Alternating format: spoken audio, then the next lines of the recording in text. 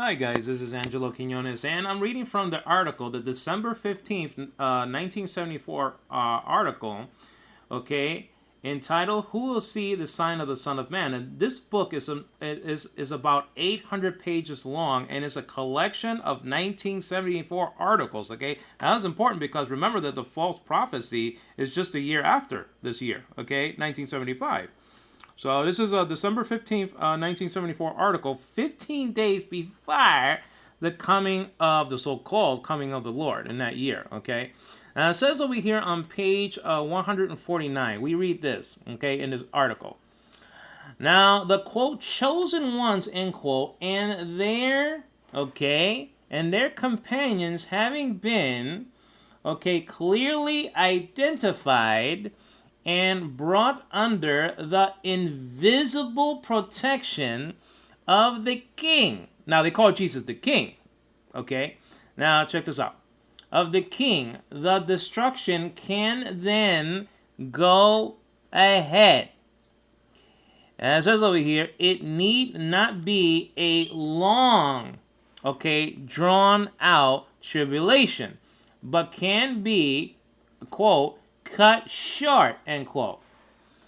Now, in this way, some flesh is saved. Okay, some flesh is saved. As I look here, this quote, flesh, end quote, is saved not to be sold into slavery, but for, okay, survival into God's new order because of exercising faith in the messianic kingdom, okay, and discerning Christ's invisible presence. Let me stop over there, okay? Because I listen. First of all, the Greek word parousia, which means presence, but it's translated more coming in the Bible. So it means the two things, presence and coming. I cannot deny that.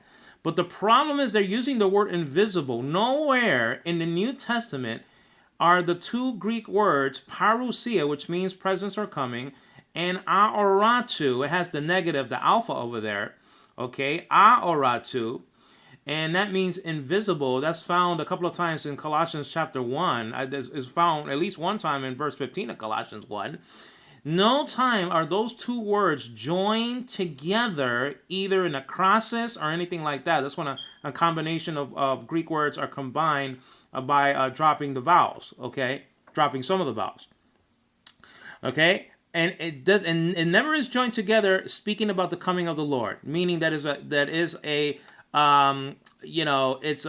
parousia aoratu, okay, or any other combination. It's not found in the Bible. That's it. So it's not going to be invisible. You can't make a teaching that's not in the Bible, okay? And that's what they do, and that's why they're wrong all the time, setting dates and then other things, okay? Well, how can you trust an organization like that? Returning the text.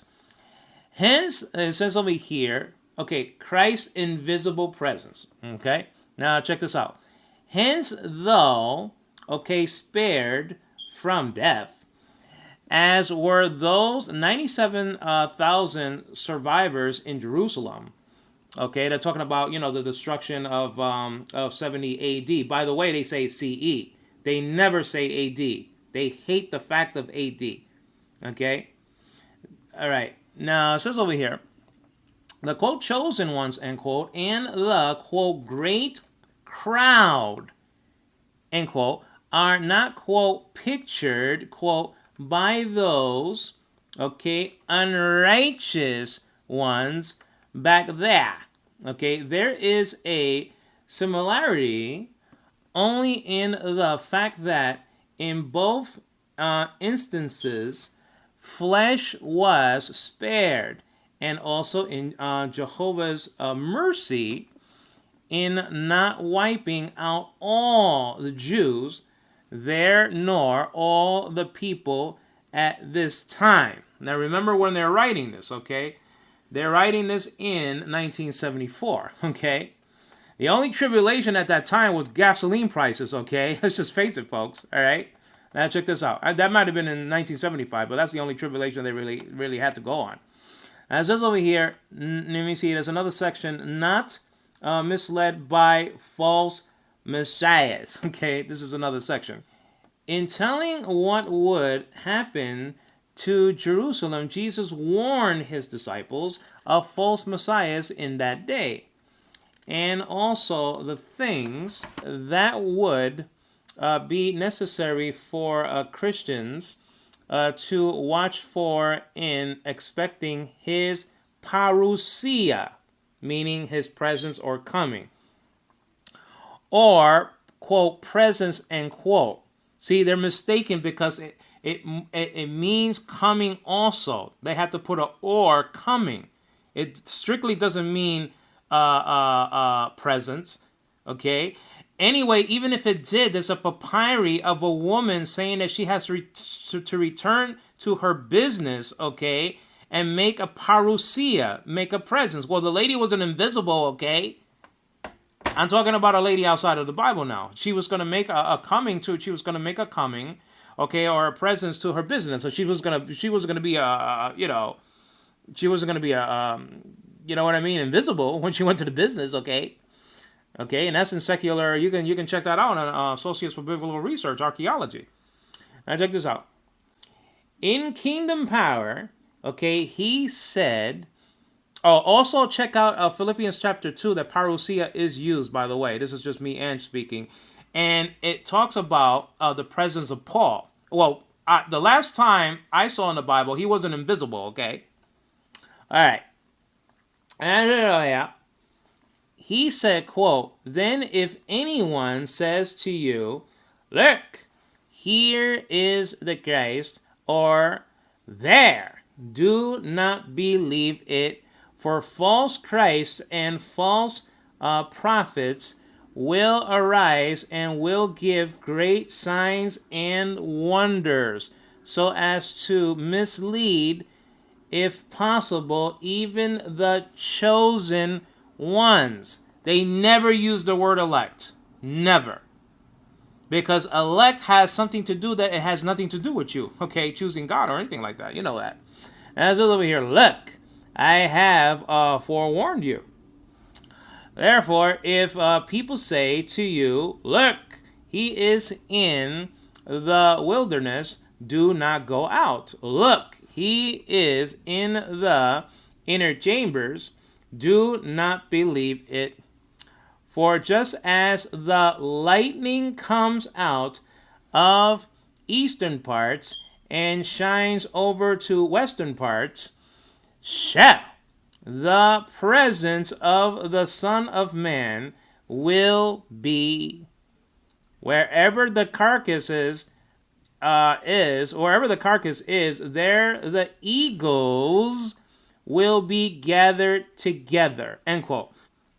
You know, a carcass, animal dies as a carcass, right? Well, and it's guaranteed that birds or whatever are going to go to that animal and start picking away. In other words, the Lord Jesus, forget about the Watchtower for now. In other words, the Lord Jesus is saying that his coming is a guarantee. That's what it means. Okay? That's what it means. Okay? This is not going to fail. Matthew chapter 24, verses 23 to 28. As it says over here, when Christ would return in an invisible, presence, he would not come as a man on earth. Now, first of all, he had, and this is just me and speaking, he had the same body, his body was crucified, and the same body came out of the tomb. Why do I say that? Well, I say that because even the Watchtower Society's A New World Translation, 1950, says it. John chapter 2, verse 19. Destroy this temple, and in 3 days I will raise it. It says it up again. It, not another one. It doesn't say that my Father is going to raise another body. It doesn't say that Jesus was going to raise another body. It doesn't say that anybody was going to raise another body. It's the same body. Okay? I will raise it up again. And by the way, verse 27 of chapter 20, the great invitation to Thomas the twin, Jesus said, "Here, look at the scars. Okay? Put your hand in my side and believe." So it wasn't another body, though, because if it was another body, it wouldn't have the crucifixion scars. Okay, that's the thing about that. And Psalm 16 says again, if that doesn't grab you, you will not leave my soul in hell. Thou will not suffer thy Holy One or let thy Holy One to see corruption. How about that? How about those apples, huh? So it's the same body. He's going to come in a visible body, in a tangible, visible body. Because the two, okay, witnesses, no pun intended, that told the disciples, hey, why are you looking in the sky? The same Jesus is going to come in the same way. There you go. Now, let's return to this nonsense, okay? Therefore, Christians should not, okay, let me see, okay. When Christ would return in an invisible presence, and I already said that the Greek word parousia, which is coming or presence, and aoratu, which is invisible, doesn't appear together when it's talking about Jesus' return. Returning to text. When Christ would return in an invisible presence, he would not come as a man on earth. Therefore, Christians should not, look for him, quote, in the wilderness, end quote, so that they could train with him in some out-of-the-way place for a revolution. Nor would he be in some secret, quote, inner chamber, end quote, where he could conspire against world governments with his followers. Now, his presence, there's the go presence again, his presence was to be like lightning, not in its being instantaneous and unexpected, but in its being seen over a wide area in the open for everyone to behold. Luke chapter 17, verse 24. It says, compare Psalm 97, verse 4. It says, his followers, would not keep their knowledge of his invisible presence secret. So they're the followers, huh? That's what they're trying to say. But would give it widespread proclamation. Matthew chapter 10, verses 26 and 27. That the context of that, it doesn't talk about the coming of the Lord in chapter 10. It's talking about Jesus, Jesus telling the disciples, what to do when they go to certain cities and stuff like that, okay? Anyway, returning to text. The, quote, chosen ones, end quote, Jesus said, would not be deceived and disappointed by false Christs. They are symbolically like, quote, eagles. See, they call themselves eagles. The eagles, end quote, in having sharp spiritual insight. You gotta be joking. Insight. You're not even in Christianity 101, okay? Right? Insight. I mean, please, give me a break, okay? All right. He who denies the Father or the Son has neither, okay? There you go.